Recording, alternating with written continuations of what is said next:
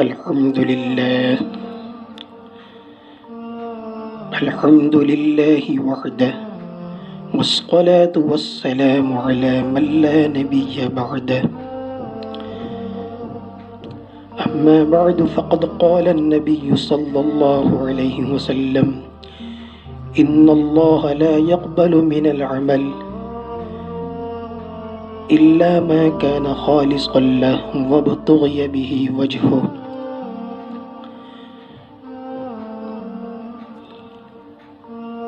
ثواب پہنچانے سے متعلق شریعت محمدیہ کی کچھ ہدایات بیان کرنی ہے۔ ثواب پہنچانا عربی زبان کے اندر ایصال ثواب کہا جاتا ہے اور عرف عام بول چال میں اس کو فاتحہ کہا جاتا ہے۔ فاتحہ کی حقیقت یہ ہے کہ کوئی نیک عمل کرنے والا اپنی نیکی کے بارے میں یہ خیال کر لے کہ میری اس نیکی کا ثواب فلاں شخص کو پہنچے، تو اس خیال اور ارادے سے ثواب فلاں شخص کو پہنچ جائے گا، اور شریعت نے اس کی اجازت دی ہے۔ شرعاً یہ چیز جائز ہے۔ بڑے بڑے محققین اور علماء قرآن اور سنت کی روشنی میں اس کے دلائل پیش کرتے ہیں، اور ثواب پہنچانا یعنی فاتحہ کوئی بھی نیک عمل ہو، اور چاہے وہ ابھی کا ہو یا پچھلے کسی اور گزرے ہوئے وقت کا ہو، ہر ایک عمل کا ثواب پہنچ جائے گا، چاہے پہلے ہی کبھی کیا ہو۔ ضروری نہیں ہے کہ ابھی ہی کیا ہو۔ کسی شخص نے مثلاً گزرے ہوئے رمضان میں 3 قرآن شریف پڑھ رکھے ہیں، آج اتفاق سے اس کے پاس کسی کے انتقال کی خبر پہنچتی ہے، تو وہ اس کے بارے میں ان 3 قرآنوں کے ثواب پہنچنے کی نیت کر سکتا ہے، تو یہ اس کی فاتحہ ہوگی۔ اور حنفیہ یعنی جو ہمارے مسلک کے امام ہیں، امام ابو حنیفہ رحمۃ اللہ علیہ، ان کے تعلق سے حنفیہ کے نزدیک ہر قسم کی عبادتوں کا ثواب پہنچتا ہے، چاہے وہ عبادتیں بدنی عبادتیں ہوں جیسے نماز، روزہ، بلا معاوضہ قرآن شریف کی تلاوت، تسبیح، ذکر، درود شریف وغیرہ، اور چاہے وہ عبادتیں مالی ہوں، صدقہ، خیرات وغیرہ، تو ان سب عملوں کا ثواب پہنچتا ہے۔ اور ثواب پہنچنے کے لیے شریعت نے یہ بھی گنجائش دی ہے کہ ایک ہی عمل کا ثواب متعدد حضرات کو پہنچایا جا سکتا ہے، بلکہ بہتر بھی یہی ہے کہ انسان اپنے عملوں کا ثواب زیادہ سے زیادہ لوگوں کو پہنچائے۔ علامہ ابن حامدین شامی رحمۃ اللہ علیہ، جو بہت بڑے اونچے درجے کے محقق اور فقیہ ہیں، جن کی کتابوں سے فتوے دیے جاتے ہیں، وہ رد المختار جو فتووں کی بڑی مستند کتاب ہے، رد المختار کی 2 جلد میں وہ لکھتے ہیں کہ الافضل ان يتصدق نفلا ان ينوي لجميع المؤمنين والمؤمنات ان ينوي لجميع المؤمنين والمؤمنات، یعنی جو شخص بھی صدقہ کرے نفلی صدقہ، تو اس کے لیے افضل اور بہتر یہی ہے کہ وہ اپنے اس صدقے کا ثواب تمام مسلمانوں کو اور تمام ایمان والی عورتوں کو سب کو پہنچائے، لِأَنَّهَا تَصِلُ إِلَيْهِمْ وَلَا يُنْقَصُ مِنْ أَجْرِهِ شَيْءٍ، اس لیے کہ سب تک ثواب پہنچے گا اور کسی کے ثواب میں بھی کہیں بھی کوئی کمی نہیں آئے گی۔ تو اتنا آسان رکھا ہے۔ آپ یاد رکھیں کہ فاتحہ ثواب کا پہنچانا یہ کسی پروگرام کا نام نہیں ہے کہ اس کے لیے کوئی مخصوص پروگرام ہو اس نام سے یا لوگوں کو جمع کیا جائے، بہت آسانی ہے۔ بعض اعمال تو ایسے ہیں کہ ہمارا ان کی طرف ذہن بھی نہیں جاتا ہے، لیکن ثواب بہت آسانی سے ان کا پہنچتا ہے۔ ہم راستے میں چل رہے ہیں، کوئی تکلیف دینے والی چیز سامنے پڑی، ہم نے اسے ہٹا دیا۔ کوئی غریب بیمار ہے، اس کو علاج کے لیے کچھ پیسے دے دیے، کمزور انسان کا بوجھ اٹھوا دیا۔ اور ان عملوں کے اندر ہم نے ثواب پہنچنے کی نیت کر لی تو گویا کہ یہ ان عملوں سے فاتحہ ہو گئی۔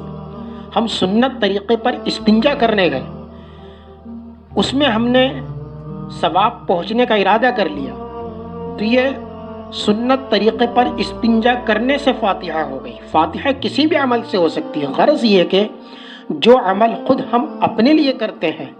انہی عملوں کے ذریعے سے فاتحہ ہو جاتی ہے۔ وہ کسی پروگرام کا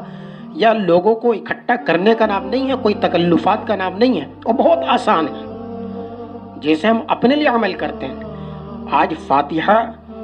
ایک پروگرام سمجھا جاتا ہے اور ہمیں مشکل محسوس ہوتا ہے فاتحہ کا کرنا، چونکہ ہم نے بہت ہی غیر ضروری چیزوں کو ضروری سمجھ لیا ہے۔ اور شریعت کا قاعدہ ہے کہ التزام ما لا یلزم بدعت ہے، یعنی جو چیزیں شریعت میں ضروری نہ ہو ان کو ضروری خیال کرنا، ضروری سمجھنا، یہ جو ہے بدعت ہے۔ اور آپ یہ بھی یاد رکھیں کہ ثواب پہنچانے کے لیے، فاتحہ کے لیے کسی بھی میت کے گھر پر جانا ضروری نہیں ہے۔ گھر پر جانے کا حکم آتا ہے اس کی تعزیت وغیرہ کے لیے۔ اسی طریقے سے ضروری نہیں ہے کہ قبرستان پہنچ کر کے فاتحہ ہو۔ قبرستان جانے کا حکم شریعت میں آتا ہے اپنی موت کا دھیان کرنے کے لیے، آخرت کا دھیان کرنے کے لیے۔ حدیث کی روایت ہے، جناب رسول اکرم صلی اللہ علیہ وسلم نے فرمایا،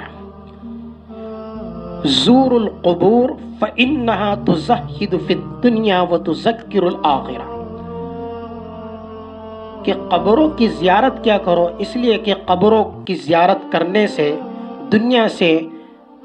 بے رغبتی پیدا ہوتی ہے اور آخرت کی یاد تازہ ہوتی ہے۔ لیکن جہاں تک ثواب پہنچانے کا اور فاتحہ کا تعلق ہے تو نہ قبرستان جانا ضروری ہے، نہ میت کے گھر پر جانا ضروری ہے۔ اپنے طریقے سے جب بھی جیسا موقع اور سہولت ہو، انسان کسی نیک عمل سے یا کسی صدقہ وغیرہ سے ثواب پہنچا سکتا ہے، فاتحہ کر سکتا ہے، کہنا ضروری نہیں اس کے اندر۔ اور یہ بھی معلوم ہونا چاہیے، اور خاص طور سے اس کا بہت دھیان کرنا ضروری ہے کہ ثواب پہنچانے کے لیے شریعت نے کسی خاص وقت کو ضروری یا خاص وقت کو اہمیت نہیں دی ہے، بلکہ ثواب پہنچانے کے لیے تمام وقتوں کو برابر بتایا ہے۔ کسی بھی وقت میں کیا جائے، رات میں، دن میں، کسی بھی تاریخ میں، کسی بھی مہینے میں، سب کے اندر شریعت نے اجازت دی ہے۔ کسی بھی وقت اور کسی بھی موقع پر کیا جائے گا، فائدہ اس کا وہی ہوگا۔ اپنی طرف سے کسی خاص دن کو یا خاص تاریخ کو، خاص موقع کو ضروری سمجھنا اور اس کو اہم سمجھنا، یہ رسول اکرم صلی اللہ علیہ وسلم کی سنت کے خلاف ہے، اور حضور صلی اللہ علیہ وسلم کے طریقے کے، صحابہ کے طریقے کے بالکل خلاف ہے، جس کی وجہ سے یہ عمل اپنی طرف سے تیسرے دن، 10ویں دن، 40ویں دن وغیرہ کو اہمیت دینا اس لحاظ سے ناجائز اور بدعت ہوگا، کیونکہ شریعت نے ان تاریخوں کو اہمیت نہیں دی۔ اور ہم اور آپ جو ہے بعد مرتبہ جب کوئی ذکر آتا ہے تو یہ لفظ بولتے ہیں 10واں 40واں، ہمارا یہ نام بولنا اور یہ خود جو ہے اشارہ کر رہا ہے کہ ہم نے ان تاریخوں کو اہمیت دے دی، حالانکہ شریعت میں ان کے لیے کوئی بھی اہمیت نہیں ہے۔ سارے اوقات اور ساری تاریخیں بالکل برابر ہیں۔ انہی تاریخوں میں سے اتفاقاً اگر کوئی عمل ان تاریخوں میں ہو جائے، اتفاقاً اگر ہو جائے تو کوئی حرج کی بات نہیں، لیکن ہم اپنی طرف سے اس میں کوئی پروگرام سوچے، کچھ جمع کریں، لوگوں وغیرہ کو، تو یہ بالکل قطعاً غلط ہے۔ اس سلسلے میں بڑے بڑے محققین اور اکابر کے فتویٰ باقاعدہ موجود ہیں۔ اس لیے ثواب پہنچانے کے لیے ہم جو ہے ان تمام باتوں کو ملحوظ رکھا کریں۔ ماشاءاللہ ثواب کا پہنچانا فاتحہ بہت مبارک اور قابل تعریف عمل ہے اور ہونا چاہیے، لیکن ان سب قیدوں کے بغیر حضور صلی اللہ علیہ وسلم اور صحابہ کے طریقوں کے مطابق فاتحہ اور ثواب کا پہنچانا بہت ہی زیادہ لائق تعریف اور مسنون عمل ہے۔ اور اس بات کا تو خاص طور سے دھیان رکھنا ہے کہ کسی بھی عمل کے اندر اخلاص کا ہونا بہت ہی زیادہ ضروری ہے۔ اگر اخلاص نہیں ہوگا تو پھر بڑا سا بڑا عمل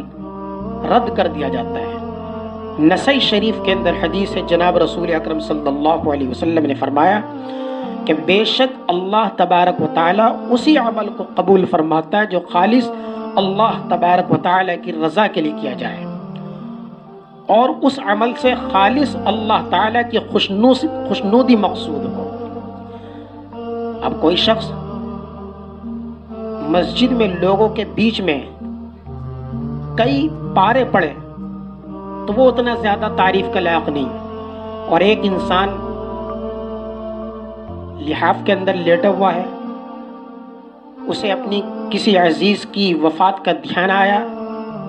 اس نے لحاف میں لیٹے ہی لیٹے کوئی سورت پڑھ دی، کوئی دعا پڑھ دی،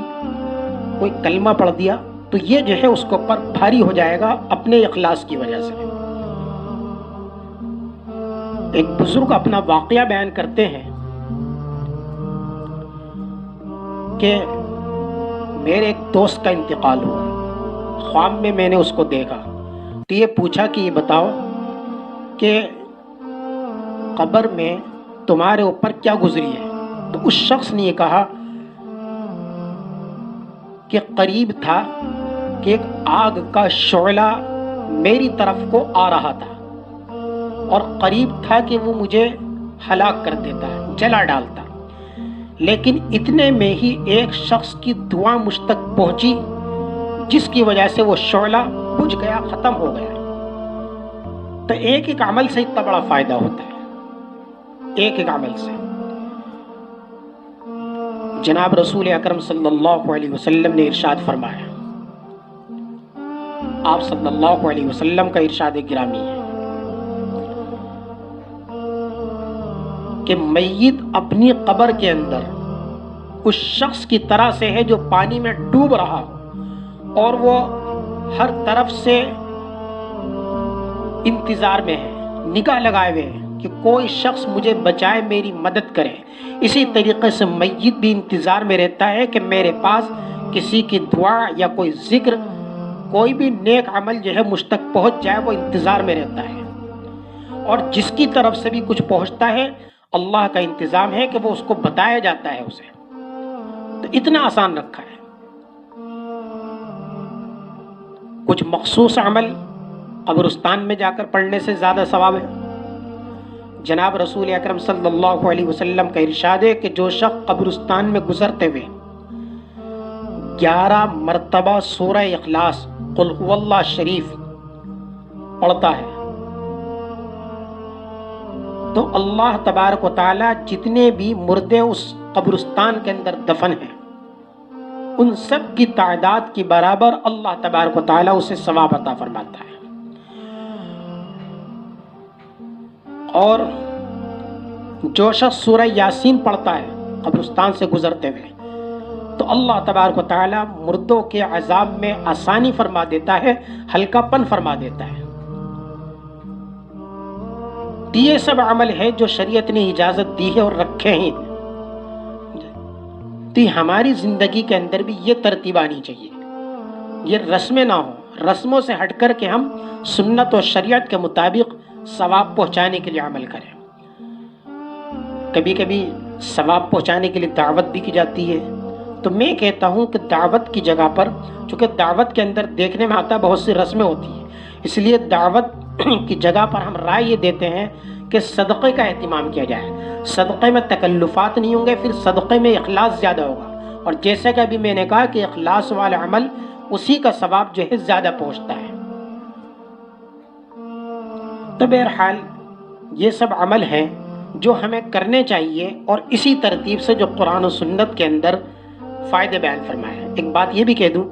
کہ جناب رسول اکرم صلی اللہ علیہ وسلم کا ہمارے اوپر بہت زبردست بڑا احسان ہے حضور اکرم صلی اللہ علیہ وسلم کا۔ اس لیے رسول اکرم صلی اللہ علیہ وسلم کو اپنے اپنے عملوں کے ثواب میں خاص طور سے ہمیں دھیان رکھنا چاہیے۔ حضرت ابن عمر رضی اللہ عنہ جناب رسول اکرم صلی اللہ علیہ وسلم کی طرف سے پوری عمر عمرہ فرماتے رہے۔ حضرت ابن السراج رحمۃ اللہ علیہ نے جناب رسول اکرم صلی اللہ علیہ وسلم کی طرف سے تقریباً 12,000 قرآن کریم ختم کیے ہیں اور اسی تعداد میں قربانی کی ہے۔ اس لیے رسول اکرم صلی اللہ علیہ وسلم کو ثواب پہنچانے میں خصوصی طور پر دھیان میں رکھا جائے۔ آپ صلی اللہ علیہ وسلم کے بعد پھر حضرات صحابہ کرام ہیں، ان کا ہمارے اوپر بہت بڑا احسان، اور اسی طریقے سے حضرات صحابہ کرام رضی اللہ عنہم کے بعد بڑے بڑے بزرگان دین، اولیاء اللہ، ان حضرات کو بھی ثواب پہنچانے میں دھیان میں رکھا جائے، ان سب کے لیے ایصال ثواب کیا جائے۔ اور اسی طریقے پر جو ہم نے بتلایا کہ کوئی شریعت میں قیدیں نہیں ہیں، اپنے اپنے عملوں میں ہم نفل پڑھ کے بھی ثواب پہنچا سکتے ہیں، روزے رکھ کر مثال کے طور پر 3 روزے ہم نے رکھے اس کا ثواب پہنچا سکتے ہیں۔ شیخ عبد القادر جیلانی رحمۃ اللہ علیہ بہت بڑے بزرگوں میں ہیں، تو ہم ان کو ثواب پہنچانے کے لیے بھی کبھی بھی کوئی نیک عمل کر سکتے ہیں۔ ہم نے اتفاق سے مثال کے طور پر کبھی نفل روزے رکھیں، 3 روزے رکھیں تو اس کا ثواب ان کو پہنچا دیا جائے تو اس سے بہت بڑا فائدہ ہوگا۔ اور اللہ تبارک و تعالی یہ بھی یاد رکھیں کہ ثواب پہنچانے کے بعد ایسا نہیں ہے کہ اس عمل کرنے والوں کو محروم کر دیا جائے ثواب سے، کہ اس نے تو اپنے اس عمل کا ثواب اس کو پہنچا دیا، تو ایسا نہیں ہے، بلکہ اللہ تبارک و تعالیٰ کے یہاں تو فضل و انعام کا معاملہ ہے، ہمیشہ احسان کا معاملہ ہوتا ہے، صرف اس کا ارادہ دیکھنا ہوتا ہے۔ اس نے ارادہ کیا تو اللہ تبارک و تعالیٰ کے یہاں ثواب تو اللہ تبارک و تعالیٰ اپنے پاس سے پہنچائے گا، اور جو اس نے عمل کیا ہے اللہ تبارک و تعالیٰ اسے بھی وہ ثواب عطا فرمائے گا۔ ایسا نہیں کہ اسے محروم کر دیا جائے، بلکہ اسے بھی برابر وہ ثواب دیا جائے گا۔ اللہ تعالیٰ کے یہاں بہت بڑا فضل اور بہت بڑا احسان اور اکرام ہوتا ہے۔ اللہ تبارک و تعالیٰ ہم سب کو عمل کی توفیق عطا فرمائے۔